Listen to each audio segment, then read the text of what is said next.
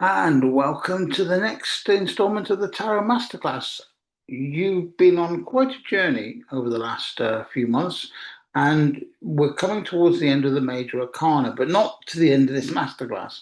The first journey through the cycles of the major arcana are about getting familiar with the way that, well, I like to think about them, and the way that hopefully you are going to start thinking about them.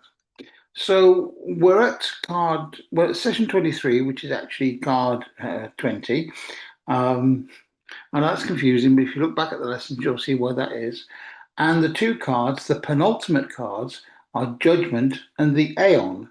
And this is an occasion where Crowley uh, again differs from the Pamela Coleman Smith and the weight version of the cards.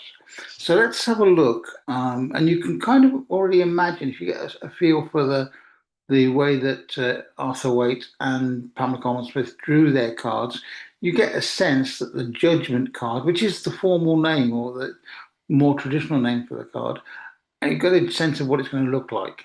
The Aeon, well, you need to know a little bit more about Crowley's ideas about the Aeon, which are in the notes, which you'll hopefully enjoy. So, welcome to the lesson. Here are the two cards we're talking about: Judgment on the left and the Aeon on the right. They're both numbered card 20, which means, of course, card 21 is the final um, tarot of the major arcana. So if we look at the Pamela Coleman Smith um, image on the left, it's really traditional image. You could see it as a Christian image of the rising of people from the graves on Judgment Day, and there is an angel blowing the horn. On the right, which is the Frida Harris Crowley take, it is very different. And I think that you will enjoy exploring the depth of the Frida Harris card. Um, Not saying that the weight card, the Pamela Coleman Smith card, isn't in itself interesting. So here we go. Let's look at um, the weight Smith card. And it's pretty classical imagery, isn't it? It's the Gabriel blowing the trumpet. It's a divine call at the end times. Um, there's naked people, and they're naked because it represents purification, being born anew. Um, and they're refreshed. They're rising from coffins or from water, which is quite interesting. Remember, the water is that symbol of the unconscious mind. We saw that in the moon card, but these are rising out of their coffins, out of their dead or unconscious selves to a new revelation, which is what the blowing of the trumpet is. It's the red flag and the white cross. Well, the cross is always a path of balance, and in esoteric terms, the cross, the equal arm cross, can often be seen as a symbol of as above, so below. And so you have the vertical axis of heaven and earth and the horizontal axis of time, past, present, and future. In this case, the red cross is desire, passion, personal ambition, desire, emotions, and spiritual path is of the white background. And so we have the balancing of our personal desires and passions with our spiritual selves. And the mountains in the background, which have been a common feature in the Waite Smith cards, um, remind us of the journey that we've been on, which has been a monumental task to get to this place. We have come through the mountains. Remember, thinking all the way back to the Fool. The Fool was on the precipice, and now we've come through the mountains. They're behind us, and we are ready to, well, be reborn, redefined, to be revealed. And I think one of the things that I find interesting with this card, and I shall go into it in the notes, is that various ideas of what salvation meant to various spiritual traditions, and even those of the modern sort of, shall we say, evangelical Christian traditions, the idea of the splendor or the calling away, of people. Um, so anyway, those are the key elements of the card. Notice the colorings. Again, red is often passion or dark fire. Water and blue is unconscious. And there's a lot of blue background, but of course, this angel, Gabriel, is calling us to action, which I think is quite an interesting image. Let's move on to the Lady Frida Harris image, which I think is much more interesting. There's a lot on here, and you will, I think, benefit from trying to unpick a lot of this yourself. First of all, if you look at the background, it's a very fiery background. It's that kind of idea of rebirth and the firmament and all of that kind of cosmic energy, if you like. We have Horus sitting right in the middle as the crowned god, and we have possibly Isis in front, um, and and then we have Nuit, who's the star goddess, who is bent over like an omega sign over the whole. Now, the choice of Horus and the choice of Isis isn't accidental. Um, Crowley wrote extensively about aeons, these periods of evolution that came about in our consciousness by our spiritual development. And so he first postulated a kind of an age of matriarchy, if you like, an interest in the natural world and the fact that it sustained us, which he attributed to the goddess Isis. And then he said that era gave way to an era, let's call it, of patriarchy, of suppression, which he equated with many of the organized religions that were male led, which squashed the natural belief systems and actually did more in the way of suppression of ideas than inspiring ideas, whereas the nature age was about growth and rapid growth and fertility. The patriarchal age was all about being squished and controlled. He saw the third Aeon, which was the birth of Horus, the child.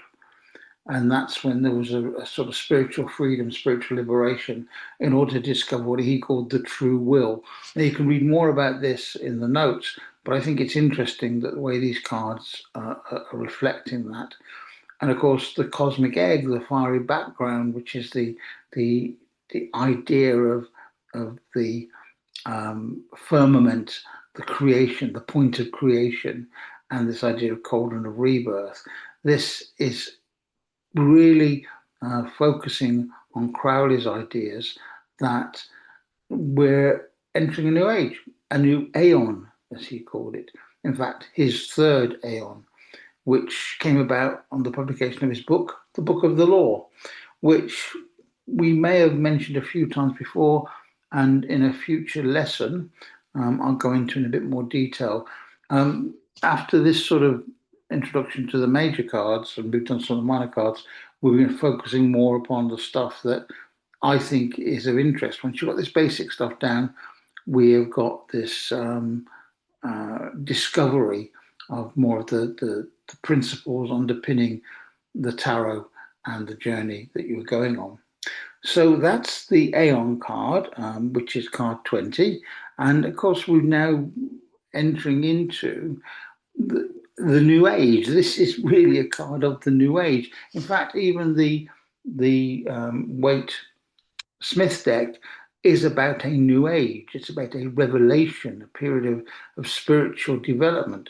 And so if you put these cards in the context of the journey of the other cards, remember we started out as the Fool and went through the first 10 or so cards, developing our understanding of our consciousness, our physical reality and our actions and interactions within it. And then we crossed into our unconscious mind through the Hangman, which gave us a perspective that allowed us to dwell into our unconscious mind.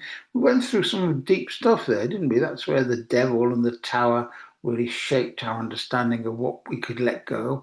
But we didn't sort of act upon those ideas in that part of the journey. It was only when we came out to our conscious selves, the moon and then the sun, that all those unconscious changes took effect and made the change that we are experiencing now. And hence these cards. You have been liberated. Gabriel has blown his horn and you've been liberated. The veils have been lifted from your eyes and you see clearly now. And of course, in the Crowley card, which I actually love this card, the idea that we can see the heavens in a new way. We can access the cosmos in a new way. And remember, the journey of the magician isn't just one of learning control and power. It's actually about understanding will and position. And I mean, by will, I mean our true self and understanding our position in respect to the cosmos.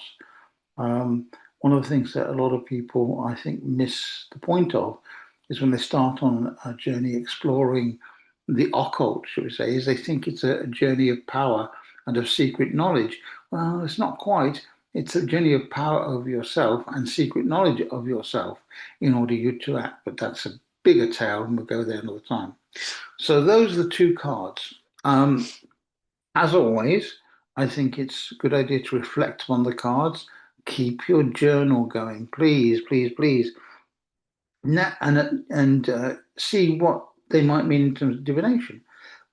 Does this mean the end of a journey, the change, the shedding of shackles and being liberated?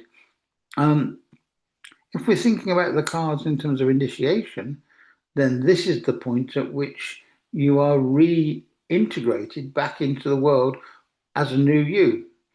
You know, in the same way that in the Christian tradition, christening is the blessing of the person to start a new path within their spiritual truth. But later on, you have things like confirmation and other rituals that bring you to the point of being able to become a new you. And in fact, I was thinking about, I was watching a Father Brown television episode, and he is constantly ending the episodes on asking people to repent. Well, I know that's a sort of strictly Catholic interpretation, but the idea of repent means the idea of you can't move forward until you've actually acknowledged at least where you've been. And this is this card. This is the card that what happens when you acknowledge where you've been and are free to a future possibility.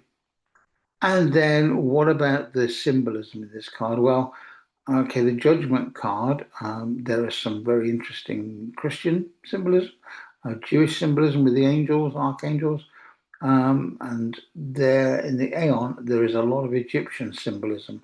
So, you know, if you're drawn towards the Egyptian mythos, you would do well to start to really focus on using the Crowley deck.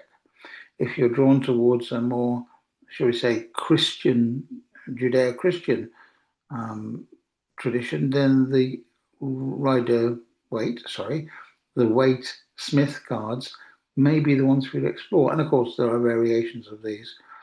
So there we go. That's card 20. I haven't given as much to talk about here because I think at this stage you will be very aware of the importance of reflecting on what I say, but more importantly, on what you discover.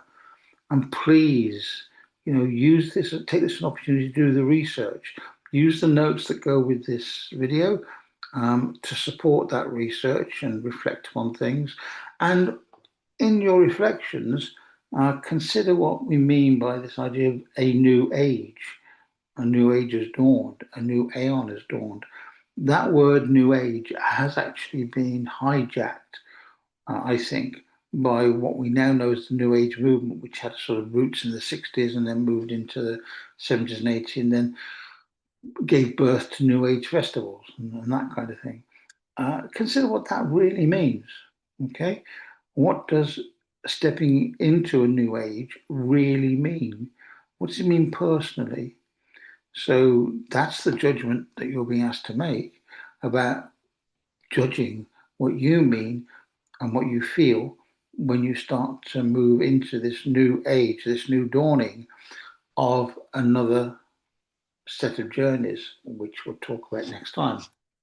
So, next time we have the world, which was the Smith deck, and the universe, which was the Frida Harris variation. There are You'll see immediately similarities between the cards. Only I think Crowley thinks more of a grand scale. It's not just you; it's the universe within you. Whereas the world is a bit more okay. But we'll talk more about that next time. And until next time, enjoy your self reflections.